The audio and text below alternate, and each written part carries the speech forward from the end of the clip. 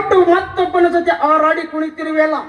ನಾಳೆ ನಿನ್ನಣ್ಣ ಇವನಿಗೆ ಒಪ್ಪದಿದ್ದಾಗ ಮೂರನೆಯವನ ಜೊತೆ ಮನಸ್ಸು ಕೊಟ್ಟು ಬಾಳುವುದು ಹೆಣ್ಣಿನ ಧರ್ಮವಲ್ಲ. ಇವಳು ನನಗೆ ಸೊಸೆಯಾಗಬೇಕು. ನನ್ನ ಇವಳ ಮಧ್ಯೆ ಬಂದು ಅವಳ ಮನಸ್ಸು ಕೆಡಿಸಲು ಆ ಮಾಂತೇಶ ನಿನಗೆ ಹಣ ಕೊಟ್ಟು ಕಳಿಸಿರಬೇಕು. ಹಣದಿಂದ ಮನುಷ್ಯತ್ವ ಮಾರಿಕೊಳ್ಳುವ ಮನುಷ್ಯ ನಾನಲ್ಲಲೇ. ಈ ನಿನ್ನ ಚರಿತ್ರೆ ನನಗೆ ಹೊಸದೇನು ಅಲ್ಲ. ಈ ಹುಡುಗಿಯ ಮನಸ್ಸನ್ನು ಗೆದ್ದುಕೊಂಡು ಇವಳ ಕೈ ಹಿಡಿದ ನಂತರ ಇವಳ ಅಣ್ಣನನ್ನು ಕೊಲೆ ಮಾಡಲು ಹವಣಿಸುತ್ತಿರುವೆ ಅಂತ ಎಲ್ಲರಿಗೂ ಚೆನ್ನಾಗಿ ಗೊತ್ತಿದೆ. ನೀನು ಹಾಕಿದ ಲೆಕ್ಕಾಚಾರವನ್ನು ಬದಲು ಮಾಡಿ ಆ ಹುಡುಗನ ಕಡೆಯಿಂದ ಇವಳ ಕೊರಳಿಗೆ ತಾಳಿ ಕಟ್ಟಿಸಿದ್ದರೆ ನಾನು ಈ ಊರ ಒಕ್ಕದಕ್ಕೂ ಏನು ಪ್ರಯೋಜನ? ನೀನು ಮದಕರಿ, ಊರ ಒಕ್ಕ ವೀರ ಮದಕರಿ. ಏ ಮಚ್ಚೆ, 106 ಸೀಮೆಯನ್ನು ದಾಟಿ 106 ಬಂಡರ ಎದೆ ಸೇರಿ ನಿನ್ನಂತಹ ಕಂತ್ರಿ ಕಚ್ಚಿ ನಾಯಿಗಳಿಗೆ ಒತ್ತು ಬುದ್ಧಿ ಕಲಿಸಿ ಧರ್ಮಕ್ಕೆ ನ್ಯಾಯಕ್ಕೆ ಬೆಲೆ ಕೊಡಿಸುತ್ತೇನೆ. ಮದಕರಿ, ಬೆಲೆಯನ್ನು ತಿಳಿಸಲು ಹೋಗಿ ನಿನ್ನ ನೆಲೆಯನ್ನು ಕಳೆದುಕೊಳ್ಳುವುದು ಖಂಡಿತ. ಇವಳ ಕುತ್ತಿಗೆಗೆ ತಾಳಿ ಕಟ್ಟಿ ನನ್ನ ಹೆಂಡತಿಯಾಗುವುದನ್ನು ನೀನು ನಿನ್ನ ಕಣ್ಣಿಂದ ನೋಡ್ತೀಯ? ಅವಳಿಗೆ ತಾಳಿ ಕಟ್ಟುವುದಕ್ಕೆ ಅವಳು ಇನ್ನೂ ಅವರ ಅಣ್ಣನ ವಶದಲ್ಲಿದ್ದಾಳೆ. ನಿನ್ನ ಕುಟುಂಬದ ಮೇಲೆ ಅವಳು ಕೆಟ್ಟ ದೃಷ್ಟಿಯನ್ನು ಬಿಟ್ಟು ಬಹುದಿನವಾಯಿತು. ಮತ್ತೆ ಅವರ ಮನೆಗೆ ಕಾಗೆಯಿಂದ ಹೋಗ್ತಾರೆ ನಿನ್ನನ್ನು ಒಗೆದು ಬಿಡುತ್ತೇನೆ. ನೋಡು, ಆ ಹುಡುಗ ಇವಳಿಗಾಗಿ ತನ್ನ ಪ್ರಾಣವನ್ನೇ ಕೊಡಲು ಸಿದ್ಧನಾಗಿರುವಾಗ ಅವರಿಬ್ಬರನ್ನು ಬೇರೆ ಮಾಡಬೇಡ. ಮದಕರಿ, ಇವಳನ್ನು ಕೈ ಬಿಟ್ಟರೆ ನನ್ನ ಆಶಾ ಗೋಪುರದ ಕನಸು ಬದ್ಧವಾದ. ನನ್ನನ್ನೇ ದೂರ ಆಗುವಂತ ಹೇಳ್ತಾ ಇದೆಯಲ್ಲ, ಬೇಕಾದರೆ ಇವಳನ್ನೇ ಕೇಳಿ ನೋಡು. ಅವಳು ಹೆಣ್ಣು, ಚಂಚಲ ಬುದ್ಧಿಯನ್ನು ತಲೆಯಲ್ಲಿ ತುಂಬಿದರು ನಿನ್ನ ಆಶಾ ಗೋಪುರ ಮುರಿದು ಬೀಳುವುದು ಮಗನೇ. ನನ್ನ ಬುದ್ಧಿಯನ್ನು ಇದರ ಕೈಗೆ ಕೊಟ್ಟರೆ ಒಂದು ಕೊಲೆ ಸಂಪೂರ್ಣವಾದಂತೆ. ನಾಗ ಬೇಗನೆ ಇಲ್ಲಿಂದ ಪರಾರಿಯಾದರೆ ಸರಿ ಮಗನೇ, ಇರದಿದ್ದರೆ ಅರಣ ಹತ್ತಿರ ಕಳಿಸುವೆ.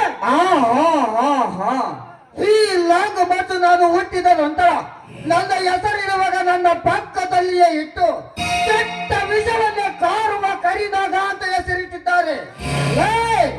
ಸತ್ಯ ನಿನ್ನ ಚರಿತ್ರೆಯನ್ನು ಬಹಿರಂಗಪಡಿಸಿ ನಾನು ಯಾರು ಅಂತ ತೋರಿಸುವೆ. ಮಗಳೇ, ನನ್ನ ಹುಟ್ಟೆ ಗುಟ್ಟಾಗಿರುವಾಗ ನಾನು ಯಾರು ಅಂತ ನಿನಗೇನು ಗೊತ್ತಾಗಬೇಕು? ಹೋಗಲೇ ನೋಡಮ್ಮ, ನಿನ್ನಿಂದ ಒಬ್ಬನಿಗೆ ನೀವು ಮೋಸ ಮಾಡಿ ನೀನು ಸುಖವಾಗಿ ಬಾಳುವುದು ಸರಿಯಲ್ಲ. ನೋಡಿ, ಯಾವ್ದು ಸರಿ ಯಾವ್ದು ತಪ್ಪು ಅಂತ ಯೋಚನೆ ಮಾಡಿದಷ್ಟು ಈ ನನ್ನ ಪರಿಸ್ಥಿತಿ ಘೋರವಾಗಿ ಹೋಗಿ. ಅದು ಅಲ್ಲದೆ ನಾನೇನಾದ್ರೂ ಮಾತೇಶನಲ್ಲಿ ಮದುವೆ ಆಗ್ತೀನಿ ಅನ್ನೋದಾದ್ರೆ ಮಾತೇಶನ ಪ್ರಾಣಕ್ಕೆ ಅಪಾಯವಿದೆ. ಅದಕ್ಕೋಸ್ಕರ ಈ ನನ್ನ ನಿರ್ಧಾರವನ್ನು ನಾನು ಬದಲಿಸಿದ್ದೀನಿ. ಗೋಲಿ ಹೊಡಿಯಮ್ಮ, ಆ ನಿನ್ನ ನಿರ್ಧಾರಕ್ಕೆ ನೀನು ಕಲಿತವಳು. ಈ ಕರಿನಾಗನ ಆಮಿಷಕ್ಕೆ ಬಲಿಯಾಗಿ ನರಳಿ ನರಳಿ ಸತ್ತು ಹೋಗುವೆ.